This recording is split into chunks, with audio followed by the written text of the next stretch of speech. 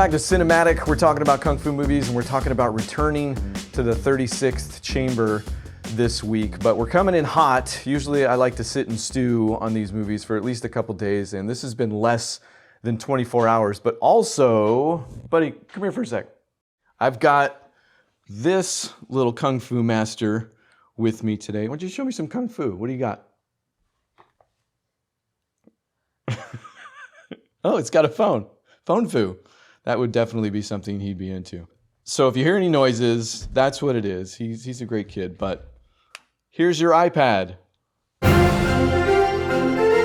So we are going to talk about Return to the 36th Chamber, but if you're going to watch this movie, and definitely watch this movie, do what I did, go read the Wikipedia, because it's not a sequel in the traditional sense of the word.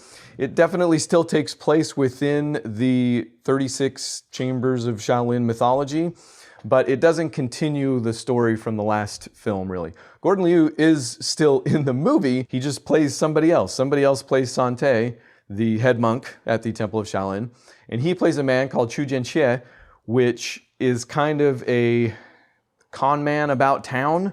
You know, he's got some raw talent that we'll find out about, but uses it all at this point to con people. He's impersonating a monk at this point, at the very beginning of the movie, and taking donations that, of course, he just keeps for himself. So he'd probably get along with some of those kids around town that I run into at my doorstep every now and then, which I still give money to. I mean, they're industrious.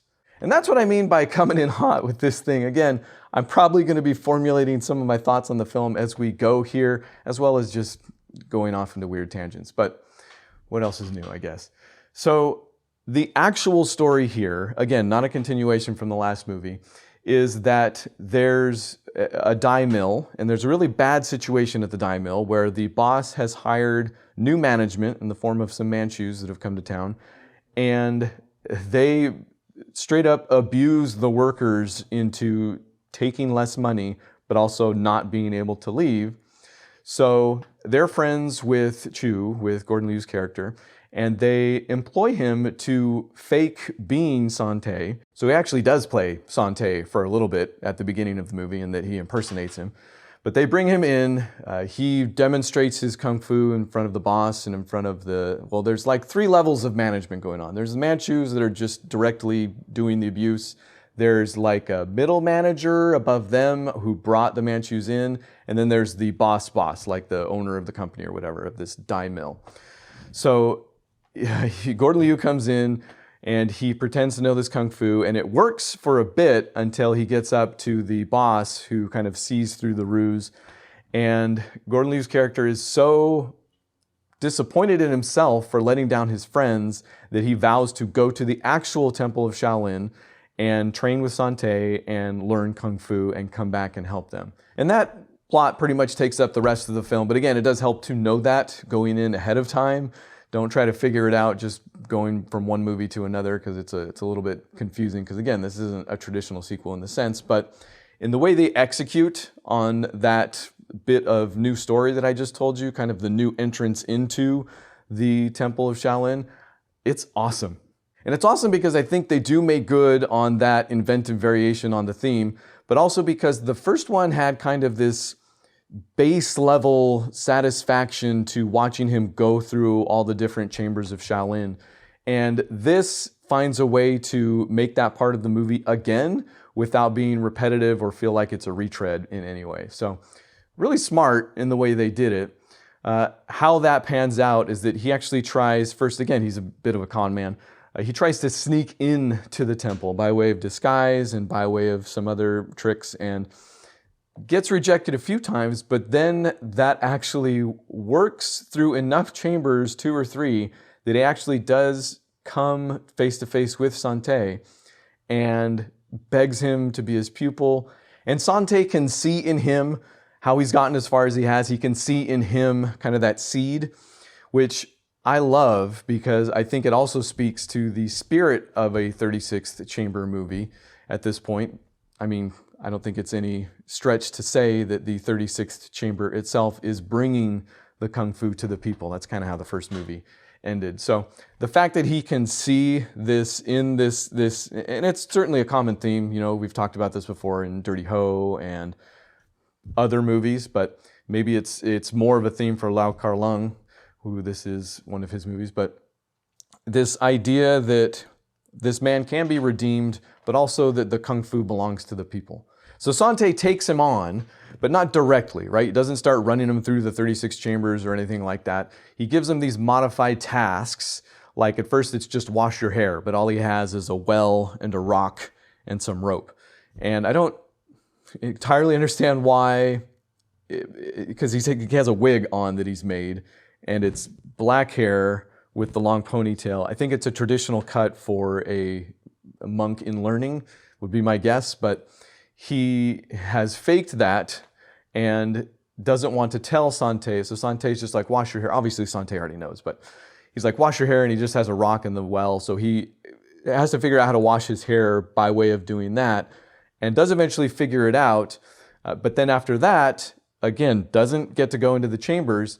Sante puts him on scaffolding duty, and he's like, every, I think, 10 years we overdo the temple, so you can start putting up the scaffolding. And it takes him, we don't know until the end, but it takes him over a year. So he starts on putting scaffolding up around the entire temple. And by the way, this is the majority of the action in the film. There aren't a lot of out-and-out kung fu fights amongst a bunch of people. There's a few at the beginning when the Manchus are abusing the workers, but from at least the entire second act of the film, there are some final fights. It's basically kind of this hidden choreography as Chu, Gordon Liu's character, is putting up the scaffolding. He gets a bird's eye view of all the chambers and takes the initiative on himself to basically run the same tasks using the scaffolding equipment that and along with some other things that he's made up. But basically, he's training himself the entire time he's building all of this scaffolding. So when I say it's the choreography is kind of hidden, that's what I mean. Like, there's still a ton of really cool, in fact, even earlier on when he's trying to learn how to wash his hair and he finally figures it out, he throws the rock in the well and the water springs up and he has to dive through the water. Like that, just that sequence where he finally figures that out, and it's awesome. It is straight up kung fu, even though it's not like versus a bad guy or something like that. So no less actual kung fu or choreography going on. You just got to know where to look for it, and it's really cool. The other reason I like the scaffolding bit where he's recreating the moves on his own is because with the first movie, and I have no idea if this is actually true, but I bet after watching that first movie, I do know it was a hit, so we know that much at least, people went home and recreated those tasks from the 36 chambers themselves. So not that they're necessarily easy to complete. Again, there's lots of cool choreography and kung fu going on there, movie kung fu, but it seemed to me that it grabs a hold. Again, it's another really just base level satisfying element to these movies, and the first movie in particular, is that you felt like you could go home and do these things that you're watching. You could create your own 36 chambers at home. And here in the second movie, you literally have the main character doing that himself. So it felt like at least an acknowledgement, if not just a really smart choice. So again, this goes on for over a year. And when he's done and presents it to Sante, Sante's like, great, looks fantastic, take it all down and then leave. And Gordon Liu's character, Chu, gets upset, starts talking very disrespectfully to Sante, and they have a little bit of a face-off, but essentially, he does convince Chu to leave, but it's followed up by a knowing smirk from Sante. If you're into a movie for like those moments when the master looks at the pupil and kind of smiles knowingly, there's plenty of those in here for you. So he gives him another one of those, or he gives us another one of those, as Gordon Liu's character has already left. But like I said before, we know that the 36th chamber is always bringing the kung fu to the people. So basically that's when he enters the 36th chamber, because he does return to the workers. And what's kind of just icing on the cake at this point is that he doesn't know he knows kung fu, right? This is where, I don't know if this is directly where the whole wax on, wax off stuff comes from, but that's what we're looking at. He's been teaching Santei's been teaching Chu Kung Fu the whole time without him knowing it. So he returns to the workers, is like, sorry, I failed, I got kicked out, I don't even know Kung Fu. And then there's that really cool moment of discovery where he's like, I do, and I won't necessarily share exactly how that happens. But all of his friends are now indigent. Obviously, the situation has gotten even worse. So what's left for the final act is him returning to the dye mill, actually knowing Kung Fu, and just mopping up the place with them. And I also won't share entirely how that happens. It's very, very cool. And again, this is where all of the out and out Kung Fu fighting does happen in the film. So he goes through the Manchus, he goes through the middle manager, and he goes through the boss, which we are going to talk about in a second. What I will say about the final fights, though, is when Chu's Kung Fu is like on full display, it's still in terms of what he learned while scaffolding. So not only is the choreography super fun and inventive, but he is literally tying guys up. He's using bamboo poles. By the end, he's literally created scaffolding out of 3 or 4 bad guys. So not only is there this idea that Kung Fu is for the people, but that the people bring themselves to Kung Fu. And not just people in this movie, but workers, right? And not in some like weird communist propaganda way, probably.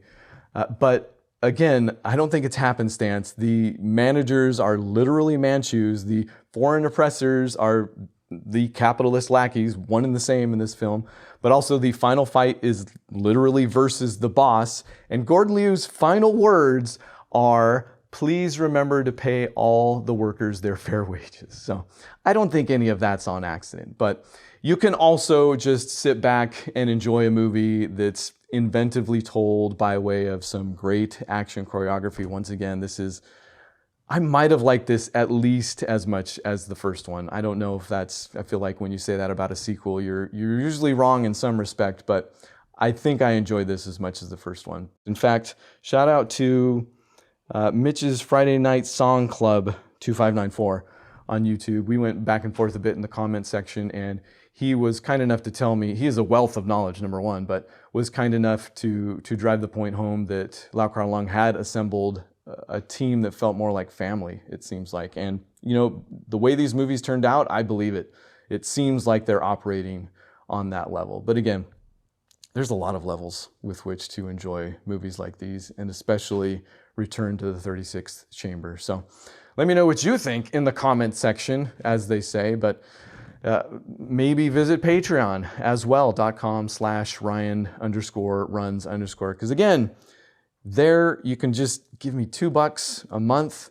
That is literally it. Like if I topped out at all of the patrons I'm ever going to get, and it was all just at $2 a month, happy as a clam.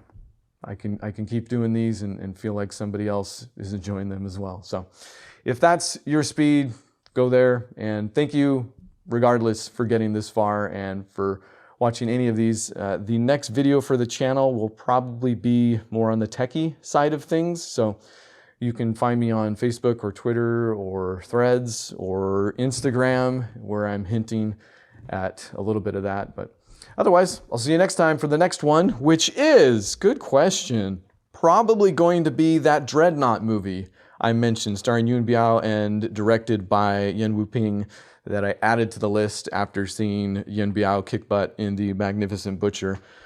If it's not that, we might do another, I believe, Lau Kar Leung with Martial Club. So it's all up in the air to some extent, but you could watch both those movies and be safe if that's what you're up for. So come back next week for that.